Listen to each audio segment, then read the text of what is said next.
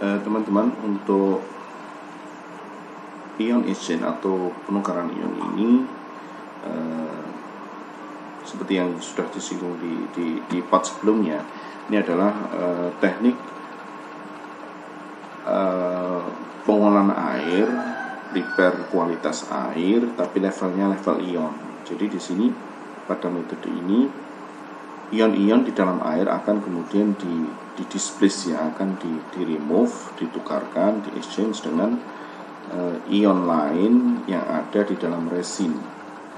Di resin ya, resin ini media untuk penukar ion. Jadi resin ini memiliki ion-ion, baik nanti ada yang jenisnya kation, bisa jenisnya anion, kemudian nanti akan dipertukarkan dengan kation atau anion di dalam air. Ini proses pertukarannya seperti itu. Makanya kemudian di sini resinnya ini harus open network ya. Jadi ada network, strukturnya harus terbuka, artinya bisa dipertukarkan ya. Baik itu organik maupun anorganik ya.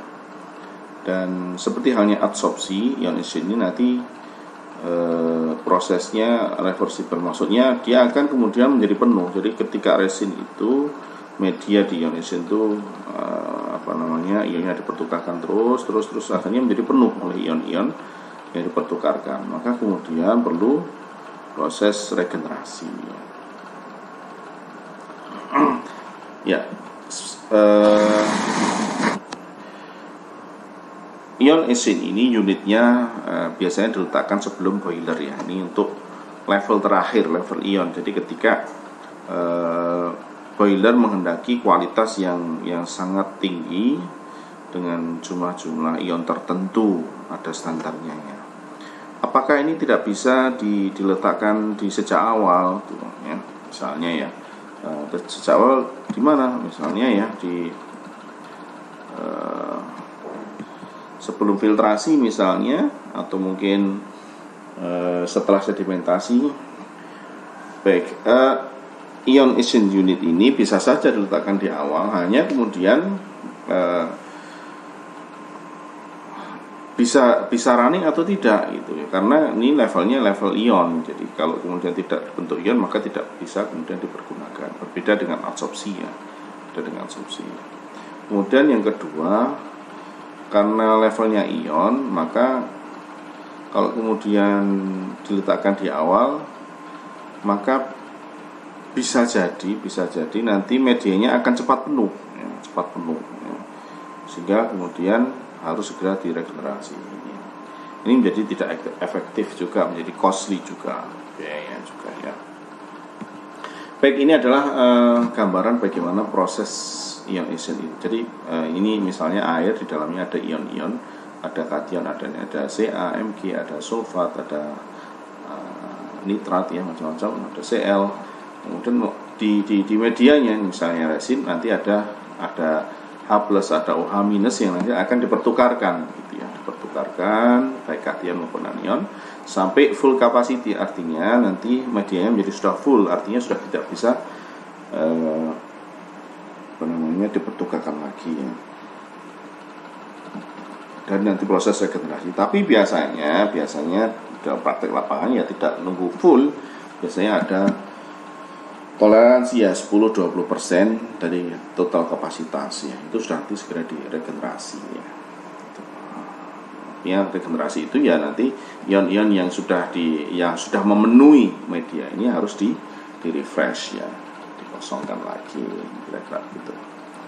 Baik, ini teman-teman beberapa gambaran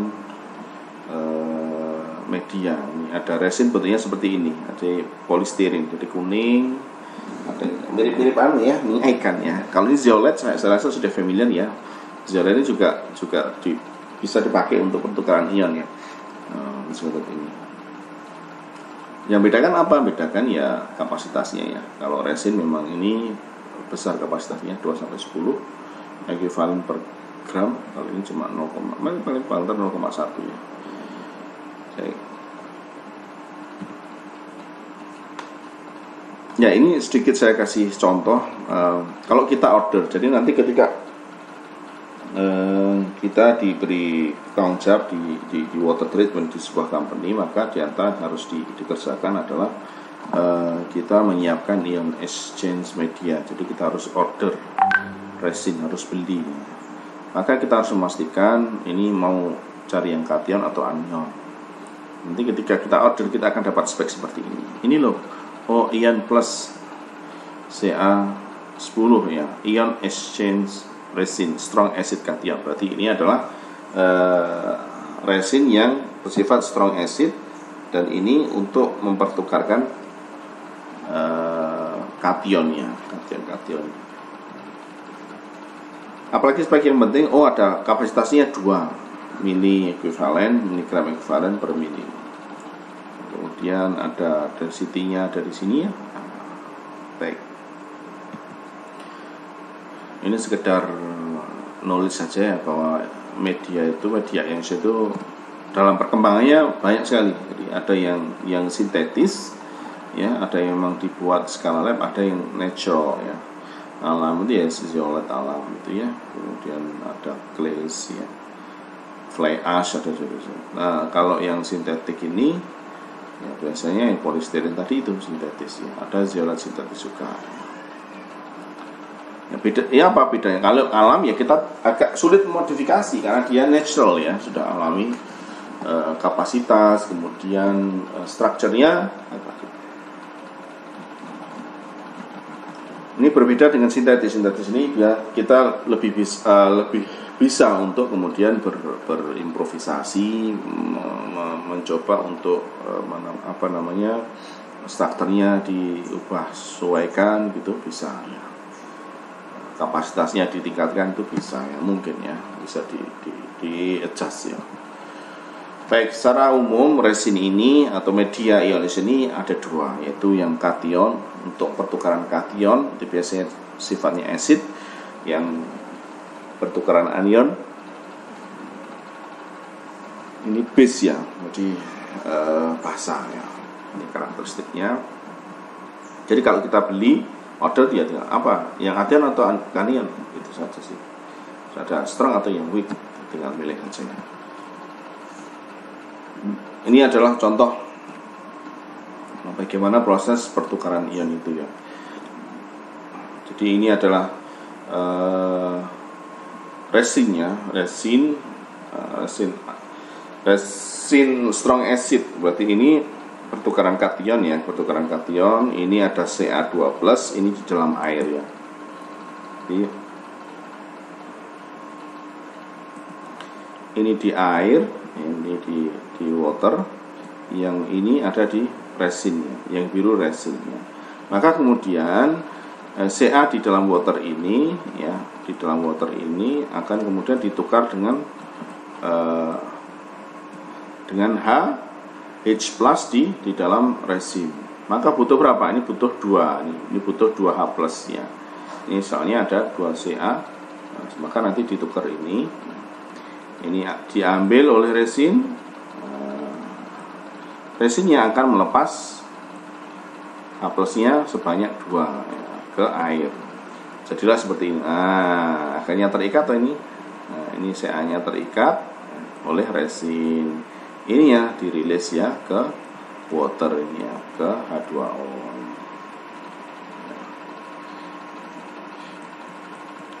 Maka kemudian ini yang acidic ya, yang kation. Yang anion juga sama. Ini ada sulfat misalnya, maka kemudian di dalam air nanti kemudian diikat oleh resin, di mana OH-nya dilepas. Butuh berapa ya? Butuh 2 OH- ya. Butuh OH 2-. OH- ya sebanyak 2. Karena apa? Karena ini 2. Jadi seperti ini. Jadi sulfatnya terikat resin, OH dilepas. Nanti di sini 2 ini OH- dan H+ yang sama-sama dilepas di air, kemudian beringkatan membentuk air. Begitu ya gambaran kira-kira. Ini sama kayak tadi ya. Ini ada kation resinnya, ada H+-nya ya, ada H+-nya. Ini di air ada CaSO4, ada Ca2+-nya, ada sulfatnya. Maka kemudian H+ ini akan kemudian menggantikan Ca, kemudian OH- akan menggantikan sulfat, ya, sehingga terbentuk air sama.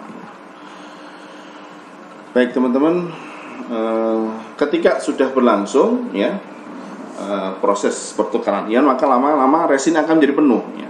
Resin akan menjadi penuh ya.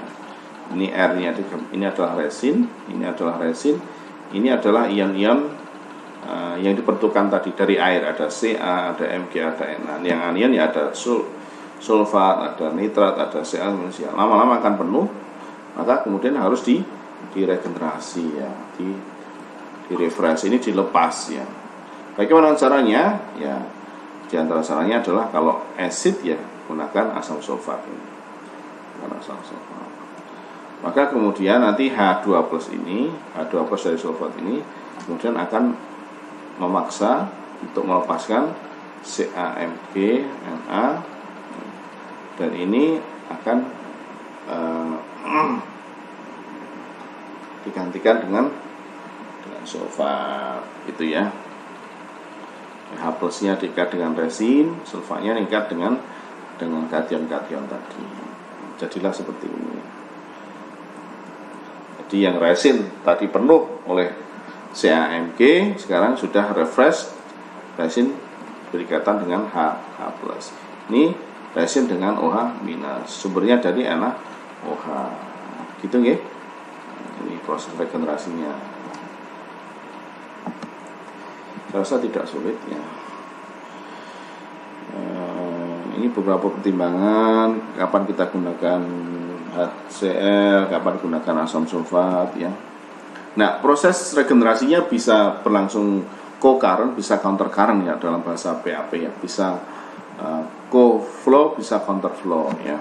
Co-flow berarti ya satu arah itu dengan ininya alirannya. Jadi ini regenerasinya bisa seperti ini atau bisa berlawanan arah ya. Counter ya.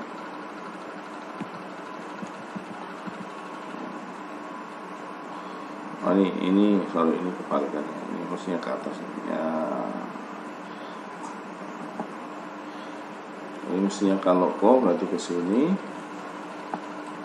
Ini juga sama nih. Satu arah namanya co-flow ya. Kalau counter current berarti berkebalikannya. Baik. Mana yang lebih baik ya, ini tentu saja semuanya ada kelebihan dan kekurangannya. Kalau mekanis secara desainnya secara mekanis ya counter currentnya akan lebih kompleks ya. Tapi kualitas airnya lebih baik kalau kemudian regenerasinya secara counter current. Kemudian biayanya juga lebih tinggi ya dibanding yang kokalnya.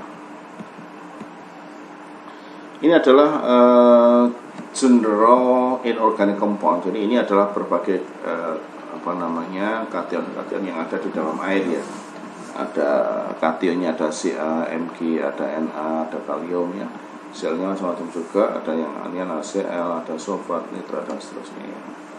Ini adalah komponen yang common yang ada di dalam air.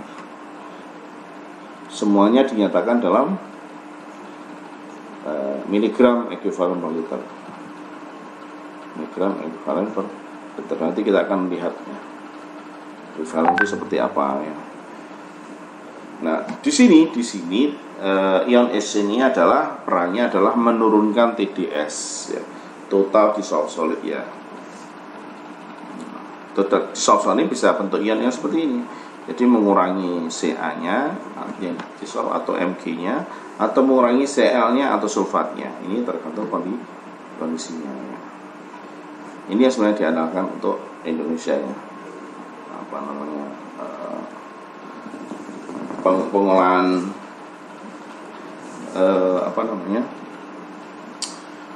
di daerah-daerah yang ini ya, yang terutama pegunungan ya, atau mungkin daerah-daerah yang sulit airnya masih kadang kapurnya tinggi, Mg-nya tinggi ya, menimbulkan kerak. Itu kemudian ion exchange secara sederhana bisa sih kita buat, bukan skala level yang perusahaan itu bisa ya.